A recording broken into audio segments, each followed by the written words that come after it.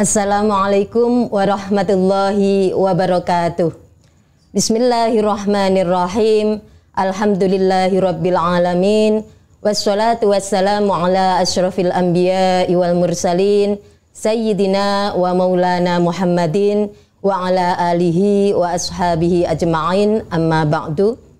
Pemirsa Sangaji TV yang dirahmati oleh Allah, senang sekali kita bisa berjumpa kembali di dalam program Siraman Rohani Sangaji TV bersama pimpinan wilayah Muslimat Nahdlatul Ulama Daerah Istimewa Yogyakarta. Pada hari ini kita akan mengkaji tema puasa Ramadan dalam perspektif hukum Islam dan tasawuf. Bulan Ramadan adalah bulan yang mulia. Di dalam bulan ini kita semua umat Islam diwajibkan untuk berpuasa. Kewajiban berpuasa hanya ada pada bulan Ramadan, sehingga Ramadan disebut syahrun mubarak, bulan yang penuh berkah. Pada 10 malam bulan pertama kita mendapatkan rahmah dari Allah. 10 malam yang kedua kita mendapatkan maghfirah atau ampunan dari Allah. Dan 10 malam yang terakhir kita mendapatkan itqum minan nar, dijauhkan dari api neraka. Untuk membahas tema yang luar biasa kali ini, kita juga sudah didampingi oleh narasumber yang luar biasa. Tetapi sebelum kita memperkenalkan narasumber yang luar biasa ini dan hebat-hebat semuanya, perkenalkan saya Khotimatul Husna dari pimpinan wilayah Muslimat Nahdlatul Ulama Daerah Istimewa Yogyakarta yang akan memandu acara pada hari ini. Dan hadir di tengah-tengah kita ada ibu-ibu yang cantik-cantik, yang hebat-hebat. Yang pertama, Ibu Ledil Mizah, SHI MPDI. Beliau adalah sekretaris 1 pimpinan wilayah Muslimat Nahdlatul Ulama Daerah Istimewa Yogyakarta. Beliau sekaligus komisioner Komisi Penyiaran Indonesia untuk Daerah Istimewa Yogyakarta.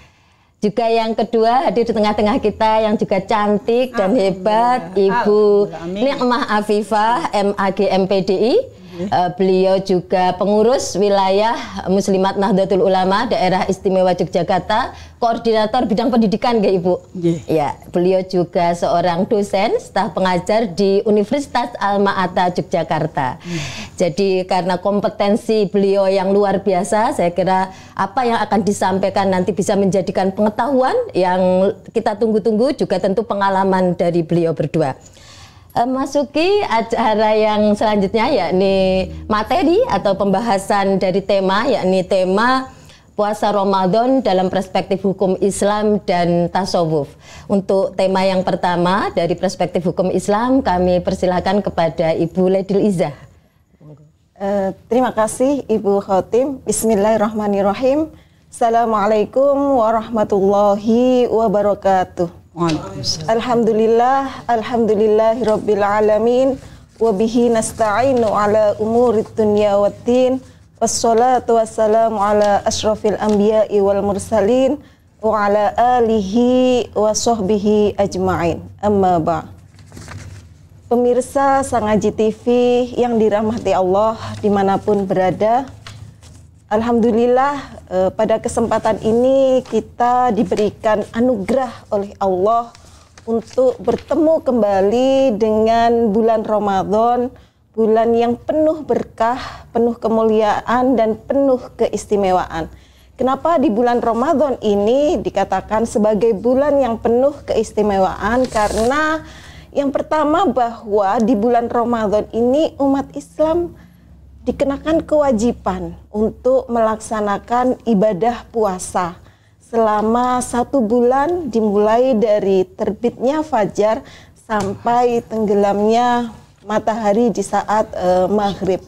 Yang kedua, kenapa bulan Ramadan dikatakan sebagai bulan yang istimewa? Karena dalam bulan Ramadan, Al-Quran yang dijadikan sebagai kitab panduan dan pedoman orang Islam diturunkan kepada Nabi Muhammad. Pemirsa Sangaji TV yang dirahmati Allah, berbicara mengenai puasa dalam kajian fikih dan tasawuf bahwa puasa dalam kajian fikih dan tasawuf memiliki perspektif yang berbeda. Namun antara fikih dan tasawuf itu saling terkait, saling menyempurnakan. Karena apa? Karena puasa tanpa tasawuf akan terasa kering, karena hanya berlandaskan tentang aturan-aturan atau teknis pelaksanaan puasa saja. Kalau hanya mengedepankan fikih, maka puasa akan kering tanpa ada sentuhan dari nilai-nilai spiritual. Begitu juga kalau ibadah dalam konteks puasa Ramadan, kalau hanya berlandaskan pada tasawuf saja, maka bisa menimbulkan menggampangkan, menyepelekan segala sesuatu.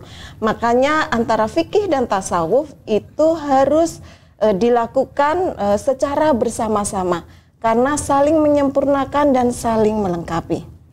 Pemirsa Sangaji TV yang dirahmati Allah, berbicara tentang puasa dalam bahasa Arab itu berasal dari saum, yang turunan katanya adalah al-imsak, artinya adalah menahan diri. Itu secara bahasa.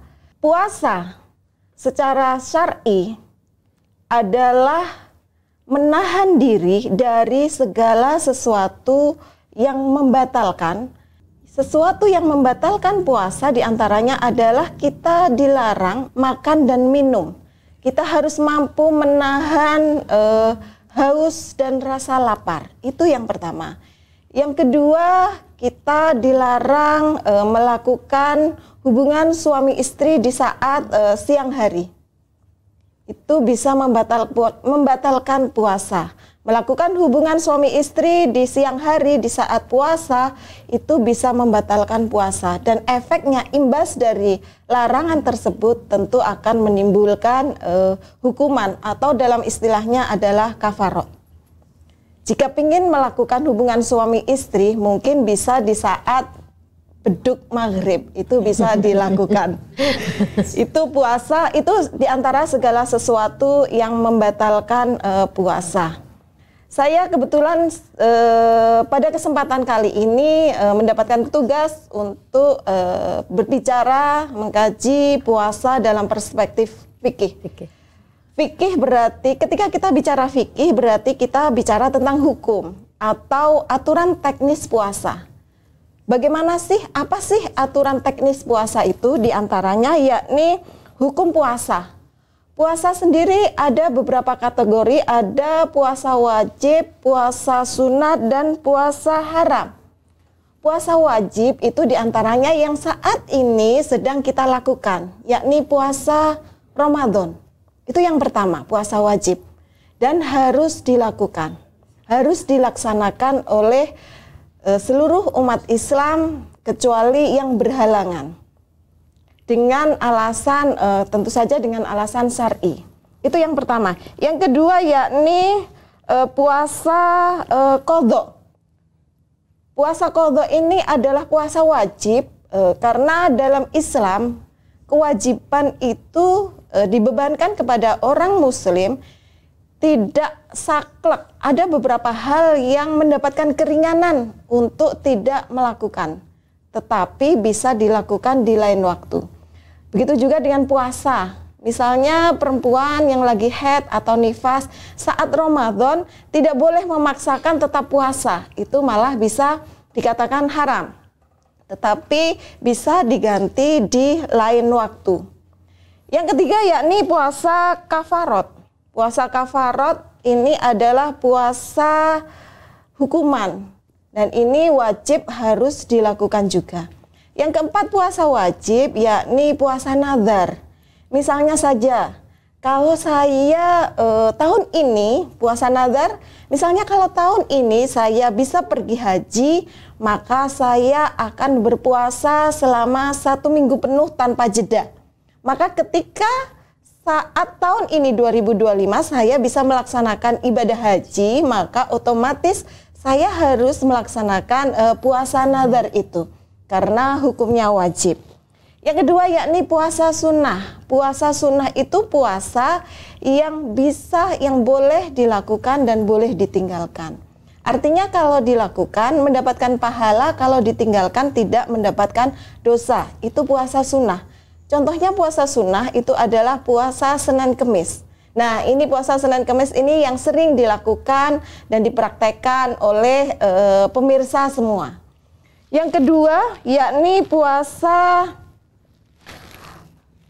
Asyura Tasu'a. Yang ketiga ya, contohnya. Iya, contoh dari puasa sunnah. Puasa sunnah. Iya.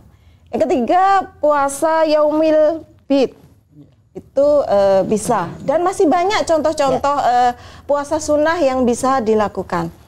Yang ketiga yakni puasa haram. Loh, puasa kan niatnya ibadah. Kenapa kok ada puasa haram? Nah, ini Islam memang memberikan aturan-aturan apa istilah kita juknis bahwa memang ada istilah al-ilmu qoblal amal. Lah, ilmu ini penting sekali kita kuasai sebelum kita mengerjakan sesuatu, mengerjakan ibadah. Kita sepertinya kelihatan mau melakukan ibadah biar dapat pahala banyak, tetapi kita tanpa memiliki ilmu itu tentu saja bisa jadi akan sia-sia ibadah kita. Maka penting sekali sebelum mengamalkan sesuatu, sebelum beribadah, kita pegangi dulu ilmu tentang ibadah itu. Di antara puasa yang diharamkan itu adalah pada tanggal 1 Idul Fitri dan 1 Idul Adha serta Yaumut Tasyrik. Itu diharamkan untuk berpuasa. Jika tuntunan syariat kita, syariat Islam melarang, ya sebagai itu bentuk kepatuhan kita terhadap Sang Kholik, kita juga harus mengikuti apa yang sudah disyariatkan oleh Allah.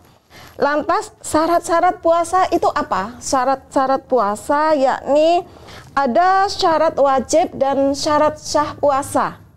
Syarat wajib puasa itu adalah yang pertama Muslim, Islam. Jadi kalau orang non-Muslim itu tidak dibebani kewajiban untuk puasa. Karena syarat wajib untuk menjalankan ibadah puasa itu adalah Islam. Jadi kalau ada orang non-Muslim masuk Islam, di saat itu dia punya kewajiban untuk melakukan puasa Ramadan. Dalam konteks ini adalah puasa Ramadan, maka hitungan kewajiban dia untuk melaksanakan ibadah puasa Ramadan adalah saat sesudah masuk Islam. Sebelum masuk Islam itu dia tidak dikenai hukum wajib melakukan puasa, misalnya suruh mengkodok ya, gitu. Lah kalau dia masuk Islamnya itu umurnya 60 tahun, masa harus 60 tahun mengkodok seluruh puasa yang ditinggalkan? Tidak. Jadi dikenakan kewajiban bagi orang non-Muslim ketika masuk Islam itu ada saat dia masuk Islam gitu untuk kewajiban puasa. Yang kedua adalah balik dan berakal. Ini adalah syarat wajib puasa. Balik itu adalah ketika untuk laki-laki dan perempuan berbeda. Untuk laki-laki itu ditandai usia baliknya adalah ketika sudah bermimpi basah. Atau kalau perempuan sudah keluar darah haid, sudah darah haidnya. Bagaimana jika laki-laki itu sudah dewasa belum pernah mimpi basah atau perempuan sudah berumur belum haid? Nah, ini ada batasan setidaknya usia 15 tahun ya. Usia 15 tahun meskipun belum pernah mimpi basah atau belum pernah haid itu sudah dianggap sebagai usia yang baligh. Karena usia 15 tahun itu adalah usia di mana dianggap sudah bisa membedakan antara mana yang benar dan mana yang salah. Sedangkan yang ketiga adalah syarat wajib puasa adalah berakal. Jadi harus berakal. Orang gila itu tidak dikenakan kewajiban puasa. Ya. Ibu Ledil gitu ya. Nanti kita akan melanjutkan kembali kajian yang luar biasa. Tadi menarik sekali apa yang disampaikan oleh Ibu narasumber kita. Tapi kita akan lanjutkan lagi nanti di segmen berikutnya. Untuk segmen ini pemirsa Sangaji TV yang dirahmati oleh Allah, kita sudah banyak mendapatkan aturan teknis gitu ya tentang bagaimana berpuasa itu, mulai dari macam-macam puasanya, kemudian syaratnya, kemudian juga tadi bahwa belajar tentang teknis aturan ini penting sekali karena ada statement tadi yang disampaikan oleh narasumber kita, al-ilmu qabla al-amal, agar kita beribadah, kita menjalankan kewajiban itu dilandaskan kepada pengetahuan atau ilmu. Terima kasih, kita akan bertemu di segmen berikutnya.